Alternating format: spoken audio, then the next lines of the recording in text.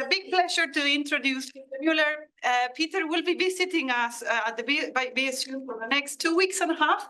So if you see Peter, please do ask him questions, be welcoming and talk to him.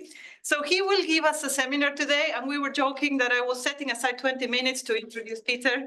I will not do that, but he's a distinguished professor in statistics in University of Texas in Austin. He has gone through all of the Mecca locations for Bayesians, MD Anderson, Duke. He's been president of ISBA, among other things. He's very prolific and published a lot, and he has interest in optimal design of experiments, among lots of other things. So it's my biggest pleasure to introduce you, Peter, and to hear about common atom mixture models in 3 examples. Thank you. Thank you for joining here today. Thank you for hosting me here. It's really enjoyable and wonderful. So I want to tell you about really 3 rather different applications, although the methodological theme will be the same in all 3. Here on the left, the first figure is about the black patients the green patients on the top.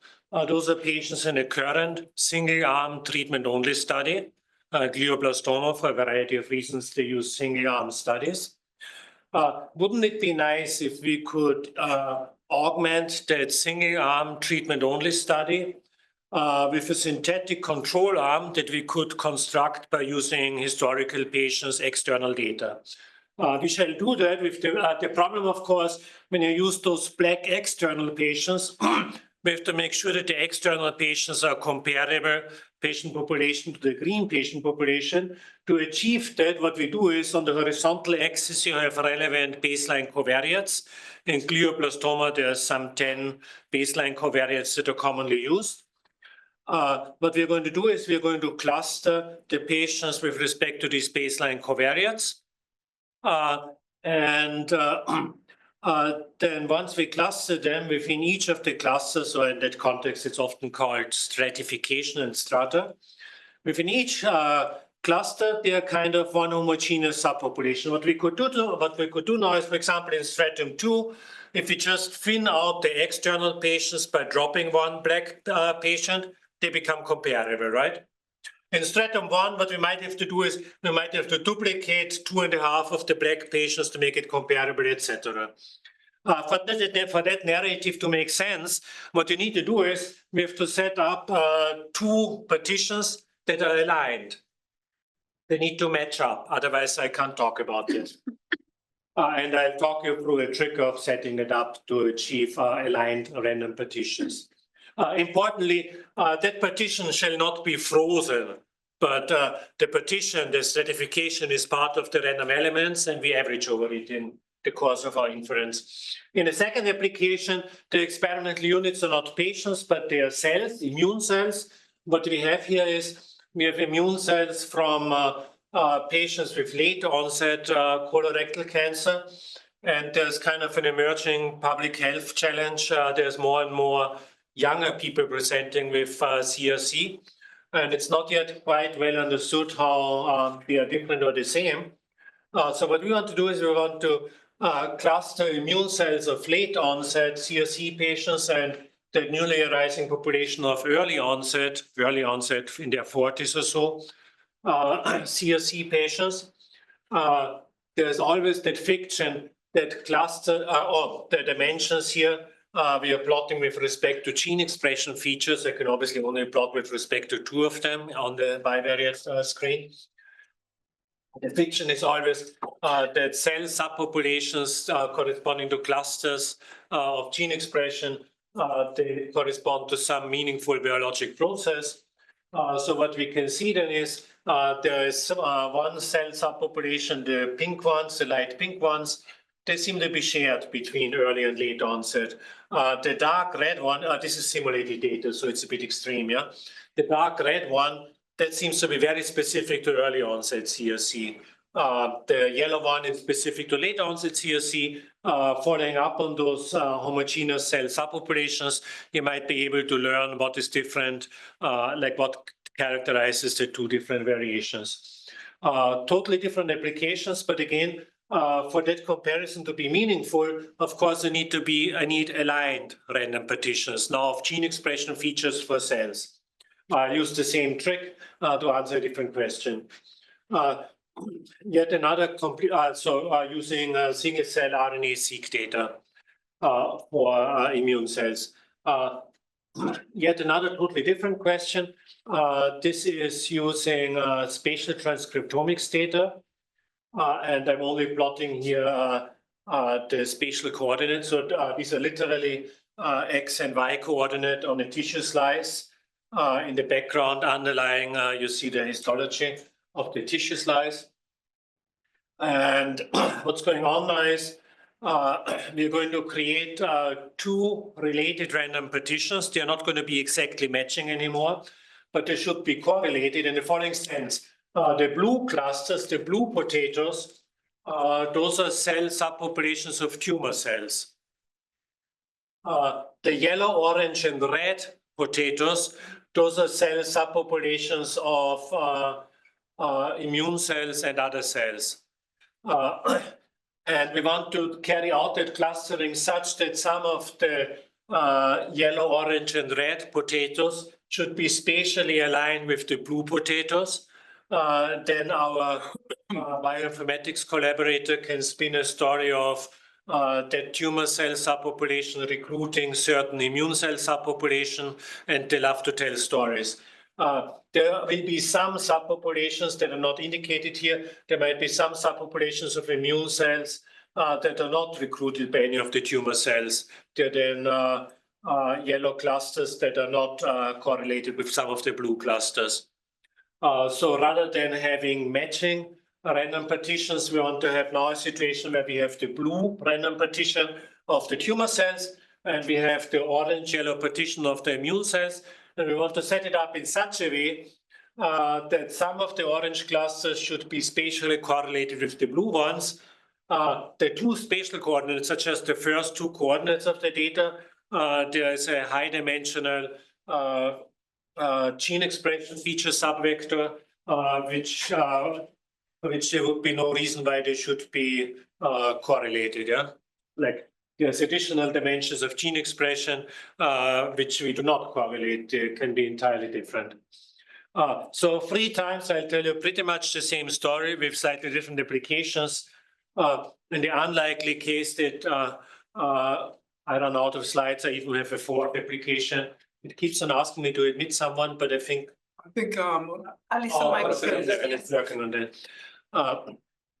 So I'll talk you through these 3 applications. Did you notice the 3 applications are methodologically similar because I'll set up related random partitions. In the first 2 cases, literally matching partitions. In the 3rd case, correlated partitions. But the inference target is totally different. In the first case, we wanted to recognize the differences and adjust for them. We wanted to remove them. In the second case, for the comparative immune profiling of late onset and early onset CRC, again, we wanted to recognize the differences, and we actually wanted to focus on them. That's what we want to report. We don't want to remove them. In the 3rd case, it's not about recognizing differences. It's about recognizing some subpopulations that might be correlated. So different stories, but similar underlying methodology. What's always coming up now is I'm going to talk you through these 3 applications and how we set it up. Nothing happens if I don't make it to even the 3rd application, so please feel free to chip in anytime.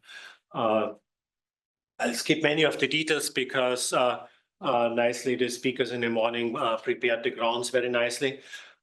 In particular, when we talk about statistical inference for random partitions, many times we are framing that by way of setting up a mixture model because independent sampling from a mixture model, like here in equation 1, induces a probability model for a random partition. By the following trick, when I get IID samples of some data from a mixture model, then the data points might be the little bullets in that cartoon. The The free thick bullets, those could be the centers of the kernels. For example, these could be Gaussian kernels. Then the theta 1, 2, 3 tilde might just be the black, red, and green big bullet in the centers. I can now color the observations depending upon which of the three terms I sample it from, and that creates a random partition. I want to talk you through 4 different ways of setting up the random partition. It's essentially just talking you through 4 different ways of setting up the notation, which I shall use later. So in this case, the theta j tilde, they anchor the 3 different clusters, the 3 different partitioning subsets. The pi j's are the sizes of the clusters. And if you look carefully, you might already see what you do not see. You see I leave here suspicious space in the subindex. Remember my title slide, I had not only 1 random partition, but in all 3 examples, I had 2 random partitions. Actually, in the third case, it was actually 3 random partitions. There will, in a moment, there will be an additional index slipping in here for the condition. First, I want to talk you through 4 different ways of setting up the notation here. You can always rewrite the mixture model by introducing a latent red indicator variable, which tells you which of the 3 colors a data point comes from. If you interpret that latent red indicator variable as a cluster membership indicator, then the S sub I literally give you the random partition, because the S sub I is either black, red, or green, in this case, if it's a mixture of size 3. So in this case, I have represented the random partition by way of cluster membership indicators. Alternatively, for statistical inference, we sometimes like to rewrite the mixture model. You can write the mixture as a mixture of a kernel with respect to a mixing measure. In the case of that cartoon from the previous slide, that mixing measure G would be the point masses at the 3 big bullets, right? And if you convolute that mixing measure, the 3 big bullets, with the normal kernels, then you're exactly getting the mixture that was on the previous slide. At this moment, I have represented the random partition by way of the mixing measure. That mixing measure is now a discrete probability measure with the 3 bullets in this case. And there's one more coming up, one more way of writing that, staring at this equation. You can already see the next equation that's coming up. I can rewrite that integral by saying that for each yi, I first generate a theta I from the mixing measure, and then I take I sample a data point yi centered at the sample theta I, where the theta I is either one of these 3 atoms. And that's exactly what's coming up on the next slide. So fourth way of writing that, I can write the mixture model by way of saying that I generate I pick one of the mixture centers by generating from the mixing measure G. And then once I have the theta I, I take a draw from the Gaussian kernel centered at theta I, for example. It's not only, so it's convenient, it's convenient, it's elegant, it's compact notation and everything, but it's not only convenient and compact to write random partitions by way of mixtures. You can also argue in a very principled way, it's the only way of how you want to write a random partition. Subject to some symmetry assumption, if you want your partition to be symmetric in terms of you want to have the same probability model on the random partition of your experimental units, no matter how you scramble the indices of your units. Means if you want to have an exchangeable random partition, so that's a symmetry with rearranging indices plus one more technical condition. Then there's an old result from, this was John Kingman, who used to be the director of the Isaac Newton Institute here in Cambridge. Kingman, 1978, has a nice representation theorem. Subject to that symmetry constraint, you can write any random partition by way of a mixture model. So it's not only convenient and easy, it's actually the only right way to proceed. If any of my papers are still being cited 50 years later, I shall be mightily proud. My half-life is more like 50 days, yeah. So one of the last ways to set up the random partition was by way of writing down the mixing measure, the random mixing measure. If you want to proceed now with Bayesian inference on the random partition, Then you have to complete the inference model. Like the mixture is the sampling model, yeah? If the sampling model includes that random mixing measure G, then for Bayesian inference, I have to now complete the model with a prior on the random element. The random element in this case happens to be the mixing measure G. So now I need a prior for a random probability measure, the mixing measure. Prior distributions on random distributions. Are you okay with putting distributions on distributions? I think you guys are familiar with that. Probability models and random probability models are also known as non-parametric Bayes for a variety of reasons. And that's a whole cottage industry.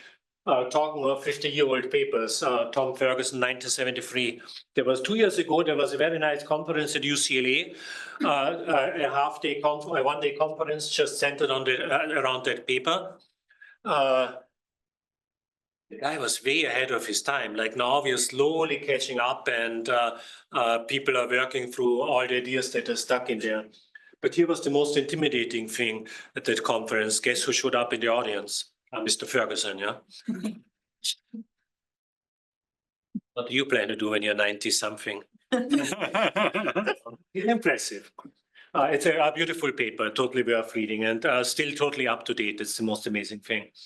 And that gave weirdly enough, there was silence for the next 20-something years, and then all floodgates broke and a whole cottage industry started. And there's lots of beautiful work, but that's not what I want to focus on today. I want to tell you about not only one random partition, but I want to tell you about 2 random partitions. So all what I'll do is I'll do exactly the same game from the previous slides. The only difference is, can you see, I literally copied the same LaTeX and added an additional subindex C for the condition. So we have the 3 bullets for the mixing measure under, say, early onset CRC, and the same 3 bullets for the mixing measure under late onset CRC. Do you see a little drift here? The 2 mixing measures, they are different. The size of the bullets corresponds to the weight in the mixture. They are different, but they share the same location. By sharing the same location, by having the same theta, was the theta J tilde. It's the theta J tilde in this notation. But the theta J tilde does not have a C index. The weight has, and the random mixing measure has. The theta J tilde does not have. That exactly is what enables me to identify the matching, the aligned random partitions. Without that trick, it would be a very awkward exercise to match random partitions. For one, it's ill-defined. For another, it's a pain because you would have to deal with what's known as the label switching problem. It's just a nightmare. Just don't go there, yeah? So now we are setting up inference models with 2 mixtures to create 2 random partitions that are aligned. To proceed with Bayesian inference, I'll have to continue now by specifying a prior probability model for the 2 mixing measures. So I need BMP priors for a pair of random mixing measures. And also that is a little cottage industry over the last 20 years of people coming up with priors for dependent random probability measures. So I have to set up now a prior for the G1 and the G2. Should be such that they share the same atoms, but I want to allow different weights. I want to allow different weights, but in such a way that some of the weights should have a positive prior probability of being equal. Those would be like the subsets, the homogeneous cell subpopulations that are unrelated to early versus late onset CRC. It's still colorectal cancer all the same, right? And there's a whole cottage industry of setting up such models, including many of you might know this is the David Dunstan process, also known as the dependent Dirichlet process, hierarchical Dirichlet process. That was EYT at Oxford, right, when he did it. NDP, the nested Dirichlet process, and tell me any acronym, chances are there is a DP variation of it, yeah? They're all very nice, and they have found many great uses. They'll not do the trick for us because first of all, we want to have common atoms. This makes it a bit special. And we want to have a structure on the weights that allows us to make the desired inference. So for the rest of my time here, I'll talk you through ways to set up a prior on the I'll set up a prior on a pair of dependent random mixing measures in such a way that I can like anticipating by way of reverse engineering, I set it up in such a way that I can anticipate the inference that I want to make in the end. And all what's I plan now for the rest of my time is to run down the 3 or maybe 4 examples. Feel free to stop me anytime. Nothing happens if you get stuck on the first example. Yeah. I should have mentioned, if anybody cares for a copy of the slides, on the title slide there was the URL. I'll put it back up when we finish. So this is the first application. In the vertical axis are the patients from a current single-arm treatment-only clinical trial in glioblastoma brain cancer. On the horizontal axis are patient baseline covariates. There is a list of some 10 commonly reported baseline covariates. They're actually, all of them are binary or trinary, as you can see by just the color coding here. This is my data from the current trial. That's actually my target population. I want to make inference eventually about the treatment effect in that population. I'll use a red T to index the treatment-only target population. And I already talked you through it. What we want to do is we want to use available external data. We want to use available real-world data. In our case, historical trials from the same clinical group. We want to use some 300-something external data from 300-something patients on the same 10 covariates to create an artificial synthetic control arm. To pull it through, I'll have to make sure that the pattern in the variables up here matches the pattern in the variables down there, lest you would introduce biases. I'll use a blue C to indicate the real world data, C like the intended control arm. And all what's coming up now is I'll talk you through the notation, how to set up the 2 aligned mixture models. Sorry, I'll set up 2 aligned BMP priors on random mixing measures, which induce the random partitions, yeah? So the previous cohorts, have they been treated? Sorry? Have the previous cohorts been treated with something? Quick answer, no. Longer answer, yes. But they all turned out to be flops. So we can assume they were all controls. Good comment, yeah?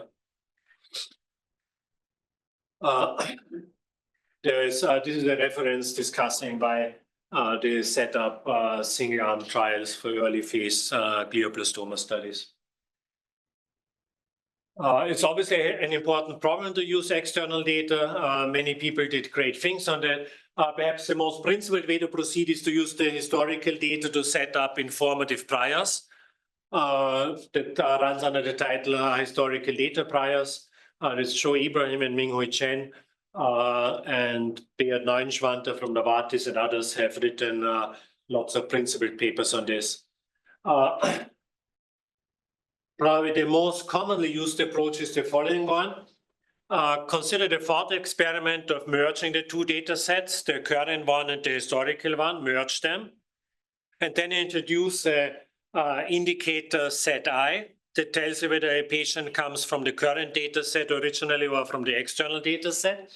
Then the probability of a patient coming from the current new single-arm trial that is also as a function of the covariates, that is also then known as the propensity score.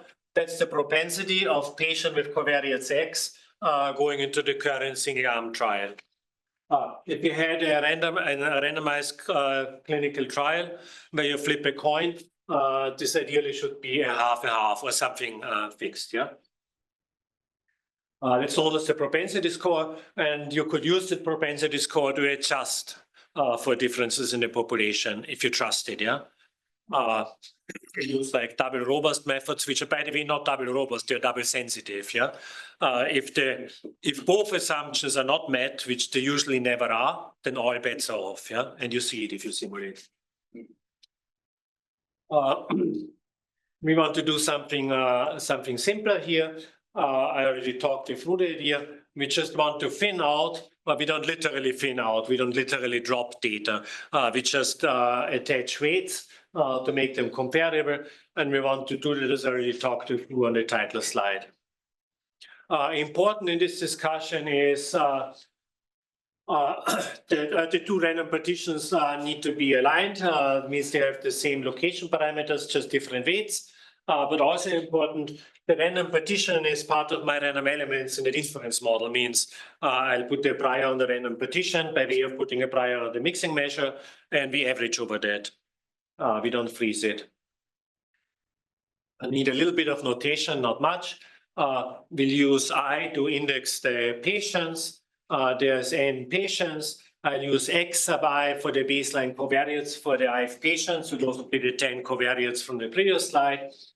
I haven't yet talked about the outcome at all. Sadly, for glioblastoma, the outcome is overall survival. Like you can actually observe it in reasonable time.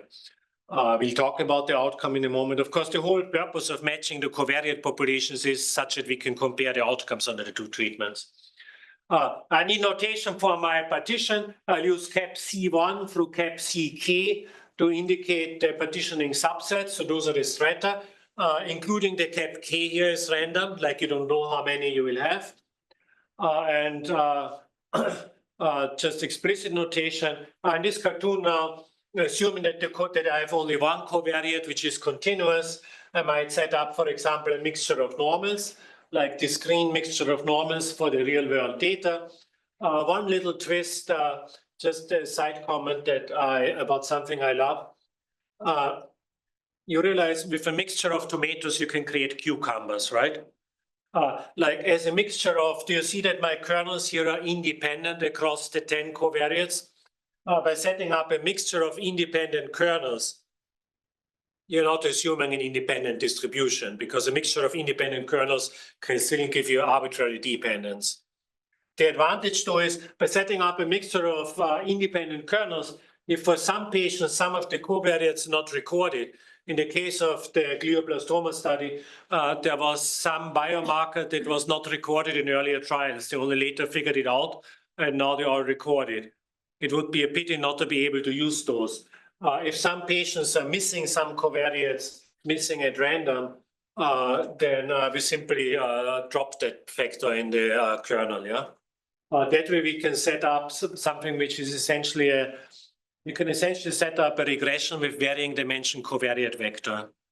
If you come to think of it, it's kind of weird that there's no canonical solution to setting up a regression with a varying dimension covariate vector. There's all kinds of fixes, yeah? Like you can impute the missing variables.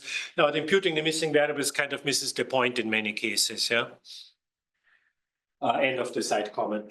So this is the mixture model for the external patients. We need two random partitions. So what I'll simply do is I'll do the same thing twice. Once for the external patients, once for the current treatment-only patients. The two models are identical, except in one case, everything gets a blue super index. In the other case, everything is marked in red. Not everything. Everything except for the location parameters, except for the cluster-specific parameters, because we needed to talk about aligned random partitions. In terms of the cartoon, we have the green mixture for the external data, and we have the red mixture for the new current single-arm trial. And if we set up the two mixtures to be aligned, means if these kernels are, for example, the normal kernels from the cartoon, then we would get those aligned normal terms in the mixtures. And you can already see what you would do. You would simply drop patients that are allocated to this cluster. Patients who are allocated to the second cluster, you want to reweight them by a factor. You want to reweight the external patients by a factor of red size over green size, right? patients who are allocated to the first cluster, you probably want to discount them. Again, with a factor related to red over green. It seems intuitive, and it actually turns out to be the right way to proceed, yeah? There's one thing. For this story to work, you need to make sure that there shall be no red cluster without a corresponding blue cluster. It's just a condition you have to include in your random partition.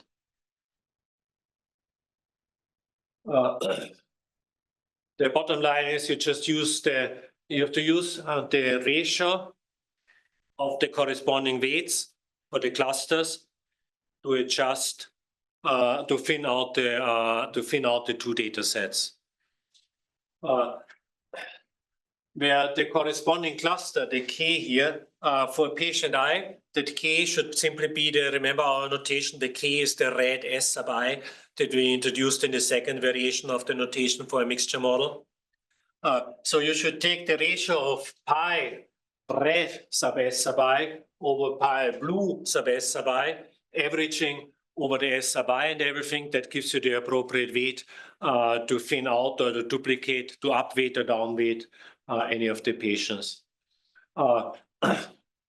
You can make that statement explicit. What we really want is we want to find a reweighting of the blue patients such that we can approximate any posterior integral in the red population under the blue treatment by appropriately weighted average from the blue posterior Monte Carlo sample.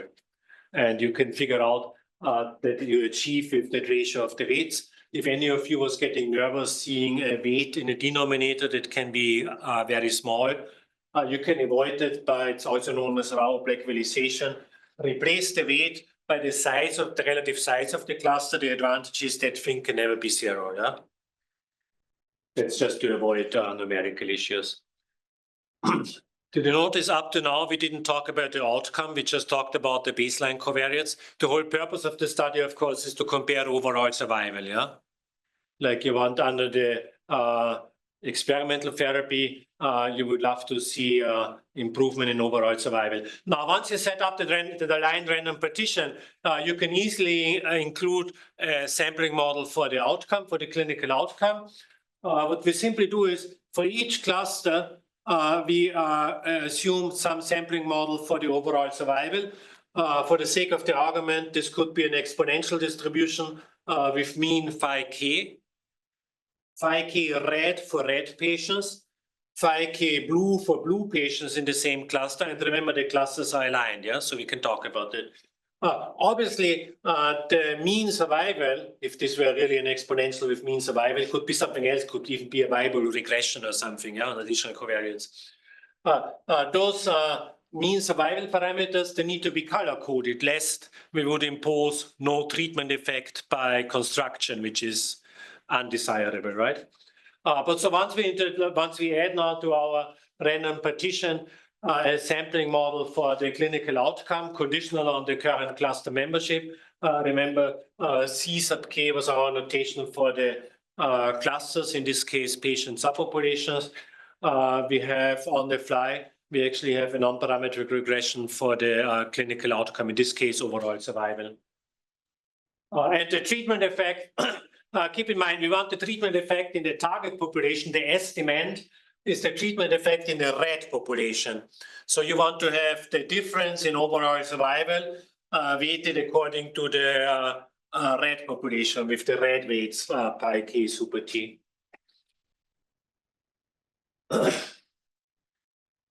There's a little twist. Although we did not use propensity scores, the model actually implies propensity scores. Think back again to the cartoon where I showed you the two aligned mixtures of normals. Does it sound plausible to you? When you're close to the center of one of the normal kernels, then the propensity score just relates to the ratio of the weights.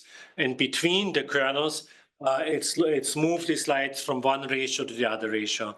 So you're actually getting a model-based non-parametric inference for the propensity scores, which strikes me as smarter than using a logistic regression. But let's skip over that. And I just want to I just want to show you some quick result. This is a semi-simulation. We're actually using covariates from the actual patients, and then we set up two simulations. We set up one simulation whereby we simulate the outcomes for the treated patients, and in one case we simulate them such that there is no difference in the simulation proof in overall survival. Going through the proposed scheme, we eventually get a Kaplan-Meier plot between the observed red patients. Apologies for switching the colors on you. Between the observed blue patients and the synthetic fake red patients. And no matter how you go about analyzing a treatment effect with a Kaplan-Meier curve like this just a survival function, you would not report a significant treatment effect. Alternative simulation, where we set up a simulation proof where there is a true treatment effect. And again, no matter how you analyze, here's the red true observed data, the blue fake data that we created by thinning out the external real-world evidence. You would probably report a significant treatment effect. And we actually get here 80% posterior probability for a treatment effect. I should have announced when we started talking about this application, this was joint work with Mueller at UT Dallas, Ying Yuan at MD Anderson, John de Groot from UCSF, who is our clinical collaborator. And I'm going to tell you the same story again. The only thing I'll switch now is instead of patients being my experimental units, immune cells will be my experimental units. This is about comparative immune profiling using RNA-seq single-cell gene expression data, where we pull out just the immune cells from samples coming from patients with early onset versus later onset CRC. We want to understand how the immune cell subtypes differ by the two conditions. This is joint work with Yunchan Duan, who is a student at UT Austin, moving to Johns Hopkins. Wenyi Wang is a collaborator in bioinformatics in MD Anderson, and Chuai Guo is her ingenious PhD student at MD Anderson. So here's the data. This is the actual data. Gene expression features are high dimensional. To plot it, I just pick two summaries. Many of you might know UMAP scores. They are to be enjoyed with caution, because UMAP scores are nonlinear transformations that exaggerate potential clustering. But we just plotted to see whether there is any hope to find meaningfully characteristic homogeneous cell subpopulations for the two conditions, and there is. I mean, if we talk a little bit, that subpopulation here, the cells are color-coded by early versus late onset. That cell subpopulation, those seem to be immune cells that seem to be mostly prevalent for early onset patients, and here you see some that are mostly prevalent for late onset patients. I should add to that, though, that biologically it would be totally implausible to have immune cell subtypes that were to be exclusive to one or the other condition. It would be implausible, yeah?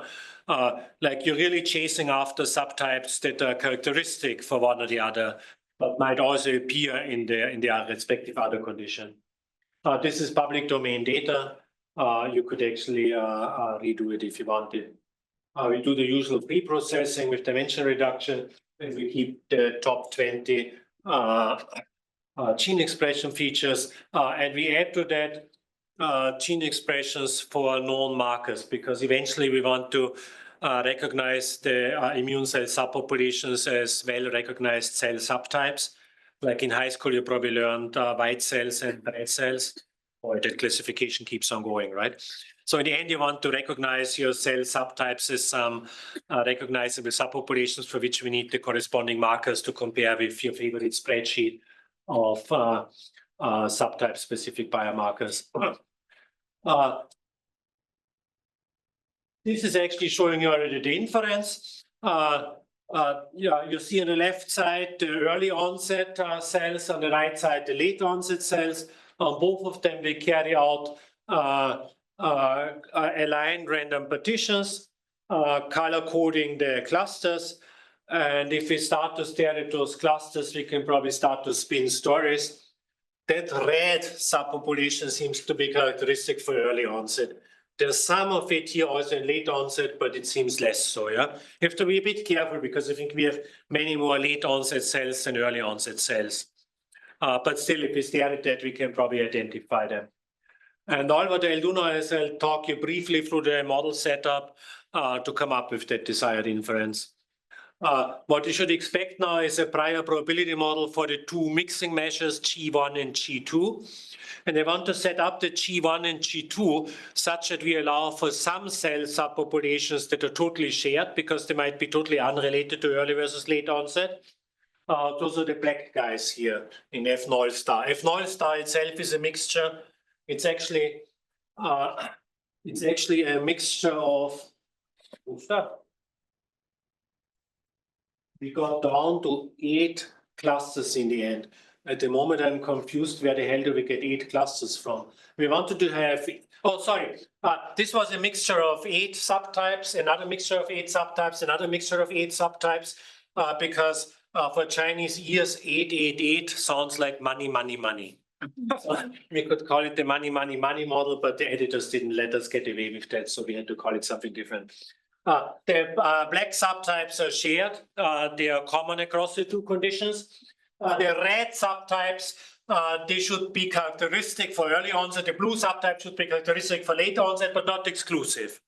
Or in other words, we want to set up a prior such that the relative weights for the red subtypes should be much bigger under condition 1, and the relative weights for the blue subtype should be much bigger under condition 2. The superindex is the condition, the subindex is the subtypes. There's a proliferation of indices. Don't try to cut through it. It doesn't matter so much. Bottom line, we're using asymmetric Dirichlet priors to achieve the desired interpretation. For the red weights, we use an asymmetric Dirichlet prior with much larger hyperparameter for the W1 than for the W2, and vice versa for the second set of blue weights. At this moment, if you remember back to our first few slides, we used pi k. This is the boldface pi vector. I should not have written sub k. Yeah? The boldface, the red pi vector is the weights that you get from that construction. The weights are the W0. The W0 times U0 are the weights in the black mixture, and so on. Yeah. I think I goofed there actually in my LaTeX. Don't look at the red one. The blue one is correct. W1 times boldface U1, W2 times boldface U2. Where U0, 1, 2, those are the weights of the F star mixtures that are at the lower level of the thing. On the slide, I was allowed to call it 888 model. Nobody could stop me.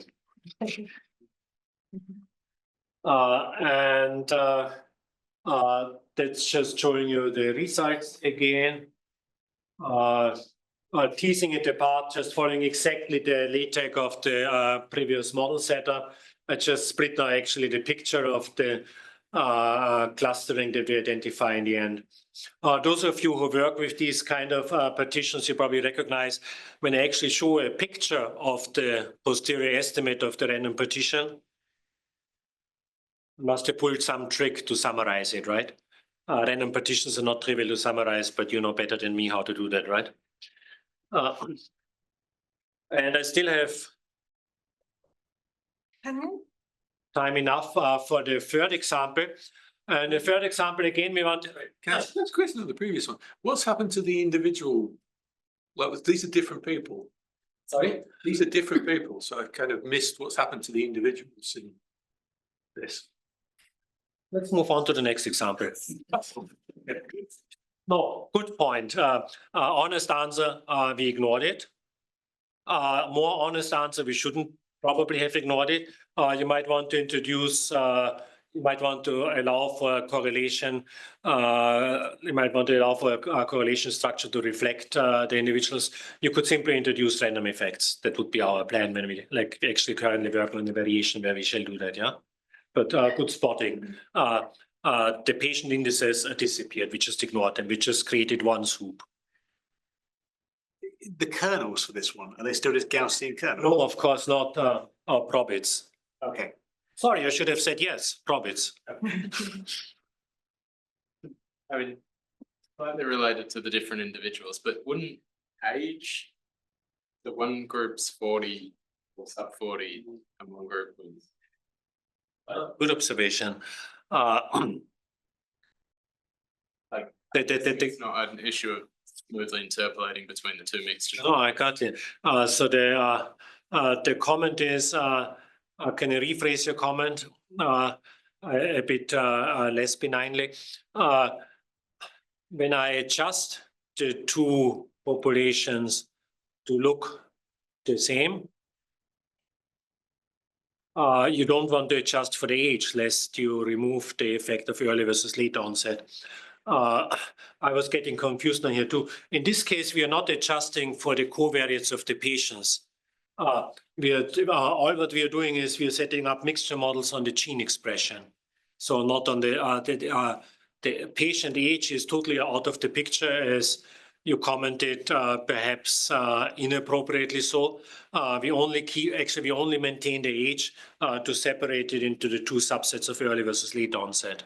There's no notion of adjusting for the difference in age. Yes. We only adjust. We only creating aligned partitions of gene expression, not of age. But if the goal is to find gene expressions that correlate to that are risk factors for cancer, don't you need to understand what the baseline expression is going to be? There's no reference. It's just like two different conditions, and we want to see how the conditions are different. If you're concerned about the fact that age is like on a continuous scale, I think early onset is defined as younger than 40, late onset is defined as older than 60. I don't remember now exactly, but there's a gap in between. I mean, you're worried that you're sort of confounding the disease process, the aging process. But I guess it's tricky since the age is part of the definition of disease. It's a bit. Sounds like a better answer, yeah. We don't want to. It's a good marker. It's a good marker. It's exactly what we want to discover. We want to discover how the colorectal cancer for early onset differs from colorectal cancer for late onset. So yeah, it's driven by age. But age didn't earlier, like at young age, you didn't earlier get colorectal cancer usually. But I share your uneasiness. There's something, somewhere the dog is biting in its tail, right? Yes, I'm looking at the two common plot and they're not the same. I mean, can you interpret the differences between the top and the bottom of the zero? They better be the same. We only have many more late onset guys than early onset guys. So the relative prevalence should be the same because they have exactly the same weights. It's just there's more late onset cells than early onset cells. Like you're right, the picture looks different, but there's more guys at the bottom than at the top. So it's proportion, it's people, numbers? I mean, W is a weight, not a. It's the relative weight. The relative weight, like each of these cells called the cells, we call them Y sub Ci, where C stands for the condition. We ignored the patient identity. So YCI just indexes the cells under condition C. They are an IID sample from this mixture, and those are an IID sample from that mixture, which have the same relative weight for the black subtypes. Something is making you uneasy. I find that it would be nice to adjust for that somehow. For the sample size, you mean? Yes. Or is adjusted because, like, But when you present, yeah, I don't know, it would be nice to have this. to adjust for it in the picture, or Oh, that we could have done. That's like, but then you're just talking about presentation, right? Yes. That we could have I done. believe your model, it's just, yes. No, It's slightly confusing if you want to interpret the visually what's common. good point. That's all I'm saying. It confused me, but I understand because yeah. Advice for the students, sometimes it's better, don't be too explicit, like otherwise people can problems, yeah. This way I could always just tell Sylvia, well, it's a different number of cells, yeah. I mean, there's another thing. Sharing the same relative frequency for the black subpopulations is a bit of a tricky thing because if you simply have more of the red guys in the red population, that that has to drive down the W0. We ignored that, yeah. They all sum to something. It's better sum to one because they're proportions, yeah. Because you're summarizing random partitions, the relative ratio between the top and the bottom isn't constant, is it? So to Sylvia's point, that in the first picture, the number of cells is proportional to the number of early and late onsets, Yes. but that is not constant across the three columns. In interpreting it, I implicitly assumed it was at least constant across the first column versus the other two. Yeah. But that's not, Of course, it need not be, yeah. yeah. If there were an additional cell subpopulation that you particularly observe for early onset, I would have a problem, yeah. Good point, yeah.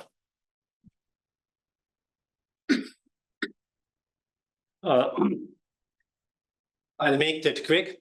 So this is again joint work with Yunchan Duan, Shuai Gu and Wenyi Wang, and another postdoc at MD Anderson, Hao Yan. I love it because first of all, spatial transcriptomics is a nice data format. It's when you get gene expression that is actually spatially annotated. So our data now comes, our data vector is partitioned. The first two coordinates are literally the spatial coordinates on the slide for the spot in the ST data. The remaining coordinates are the gene expression. So here is only two guys and here is massively many guys, yeah? I'm leaving here a suspicious gap because what I shall do is the first two coordinates are the spatial coordinates. The remaining coordinates are the gene expression for tumor cells. And the last part is gene expression for immune cells. And I'll include in my model, I'll include latent immune cell gene expression also for tumor cells just to match dimensions coming up in a moment. It's not important, it's just to make notation easier. And we want to create now, we want to do now clustering. We want to do now clustering across the two conditions. The conditions are indexed with J equal 1 for tumor, J equal 2 for immune cells. The truth is there's a J equal 3 for stromal cells, but once we have the two mixtures, the third one is easy to add. And we want to have the first two coordinates we want to allow them a possibility of being correlated. The clusters for the first two coordinates we want to allow to be correlated. Allow means there should also be a possibility of an immune cell subpopulation that is not recruited by a tumor cell subpopulation. The remaining coordinates, the gene expression features, they should be totally independent across the different cell types. There's no reason why a tumor cell gene expression should be related to immune cell gene expression. So we want to create the kind of picture that we had on the title slide. Here's the actual data. The data is now split into the first two coordinates. So X and Y here are literally the spatial coordinates of the cells. On the right side are the remaining so many coordinates. I don't remember how many it was, probably again something like 20. I can obviously only plot two, so it's again UMAP scores with the same caveat, don't overinterpret it. But you can beautifully see in the gene expression, you see there's some clustering going on. The red guys here, those are the tumor cells. The other guys are immune cells and other stuff. After here in the spatial coordinates, if we talk a lot and if we smoke a little bit, we might start to see clusters in the spatial coordinates. It's not obvious, right? That's exactly like for the gene expression, you don't need statistical inference to find those. or the statistical inference here is just stupid k-means. I think UMAP is based on k-means, like it exaggerates differences that you would see on the k-means. All what I'm going to do now is I'm going to set up a random partition of the red guys, a random partition of the non-red guys, in such a way that the non-red guys are allowed to be correlated with red guy partitions. Sorry, the red guys on the title slide were the blue clusters, the blue potatoes. Ignore the details. The important thing is we're setting up something like a Dirichlet process prior, where can you recognize the G1 and the G2? Those are the mixing measures for my two random partitions. That was one of the ways of how we represented a random partition by way of the mixing measure. This is a particular prior, like the Dirichlet process prior. It's a particular prior on the random mixing measure. The G1 star, that's the prior for the big bullets in our initial cartoon. That's the prior for the cluster locations in the cartoon. This would be the prior for the big red, green, and black bullet. The G2 star is the prior for the big red, green, and blue bullet in the non-tumor cell population. And the really main thing to observe now is, I was looking for a marker.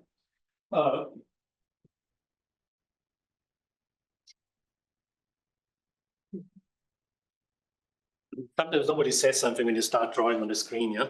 The real observation now is the G2 star, and you see down here, the G2 star includes one part that creates like new clusters for the immune cells, and one part where the clusters for the immune cells will be located around the tumor cell clusters.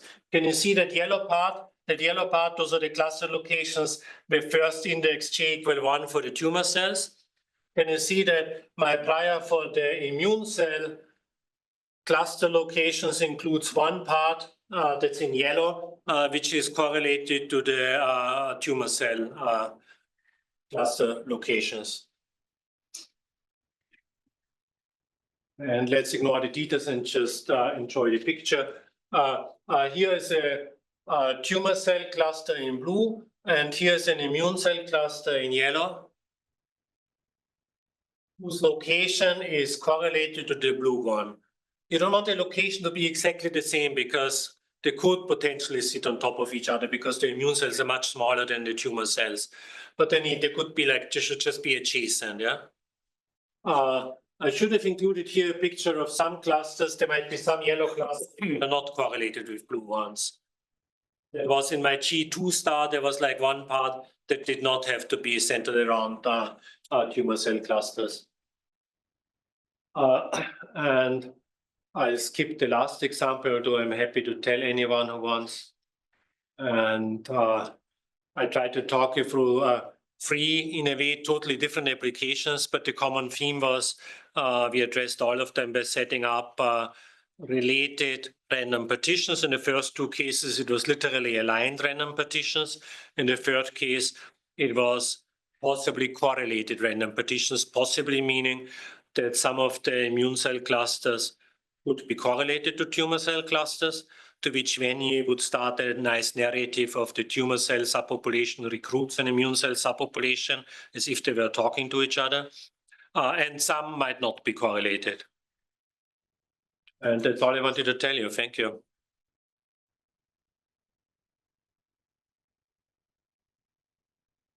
Fascinating sort of examples. I will allow for one question before we go for a break. And then you can have more questions outside. Well, we need to start at 3:15 the next one, and I don't want to buy time from the next speaker. So if there is a good question to make for everyone. Just a high bar. Don't put your hand up. Lots of questions before, so maybe one question before we go to the break. Yes, please. Going back to the clinical trial stuff, how would you interpret the results of that? Like, how much of that is specific to the case that everyone dies in this situation? But like, how general is this technique? Would it matter if my non-treatment cohort had positive and negative. So is this technique reasonable because we're in the unique situation where everyone dies pretty quickly? No, it's very generic. Actually, when I introduced the notation, I never committed to a particular sampling model. I told you in words, you can think of it as if it were an exponential distribution. It could be anything else. Could even be something super complicated, like you might have two semi-competing risks, like progression and or overall survival. Overall survival is a euphemism for death. There could be subpopulations in the treated population. There could be crossing hazards. Crossing hazards would simply mean there might be some subpopulation or some treated subpopulation that do worse. Like there could even be, so there could even the survival curves could cross, which is not uncommon for chemotherapy because you hit the patient with poison, right? So there's no reason why they couldn't cross. There could be some subpopulation who do much worse than anyone in the control population. Control population is standard of care, yeah? I think my question was, your no difference in mean OS. Oh, how you would analyze the Kaplan-Meier curve? No, No, as in what it means. Does it mean treatment is effective relative to no treatment, or treatment is effective relative to a mixture of all previously tried treatments, or? In this case, this is real data from real glioblastoma patients. The only thing that we faked was the blue survival for the treatment group. What was your comment again? What is the null hypothesis? The null hypothesis is that the new treatment has no survival benefit relative to standard of care. And all the historical patients, you can essentially consider them as being treated under standard of care because the earlier treatments were flops. So would this work in a situation where there were flops and non-flops? Would you subset to the flops, or would you just say that it had to be standard of care at the time? Quick answer out of the box, no. Longer answer, like you introduce multiple controls, right? One control could be standard of care, another control could be competing product or something. Then you might have like 3 groups that you want to compare. Trick number 1, if you ever work for pharmaceutical industry, you can have any p-value you want if you just set up the right null hypothesis, yeah? You can manipulate a lot, yeah? Because usually you're totally right, of course. It's not obvious what's the null hypothesis, yeah? Like there might be multiple active controls. Actually, we have that in another example of glioblastoma. We have multiple active controls. Then you can set up more than one obvious comparison. It's good observation. That's not the answer to that is not obvious. Cheap answer. The method was not about making inference for the treatment effect. It was about making the covariates match. How you have to deal with the treatment effect, we didn't solve that. Yeah, we made it easier because built in is almost a non-parametric regression for a non-parametric survival regression, if you wish, but you don't have to use it. You could actually do the thinning out, and then you could do whatever you want to do with SAS or whatever, yeah? Like once you have the fake patients, you can do with them whatever you want to do. You're essentially matching, right? Yes. Sorry? You're essentially matching. Yes. Using a match. Let's say, good point. The one-line answer, a method that actually works very well is matching, means search for a patient like me. If I get treated, search for a patient like me in terms of covariates who was under control. You can do that if you're infinitely rich and you have awfully many patients and you can find the exact match in a virtual twin for everyone. What we are doing here is we're essentially doing stochastic matching. Like we're saying everyone in the same cluster is a pretty damn good match. That way you can use all the patients. Not using data that you have could be considered unethical. You learned something. Yeah? Anyway, thank you, Peter. That was a very good question.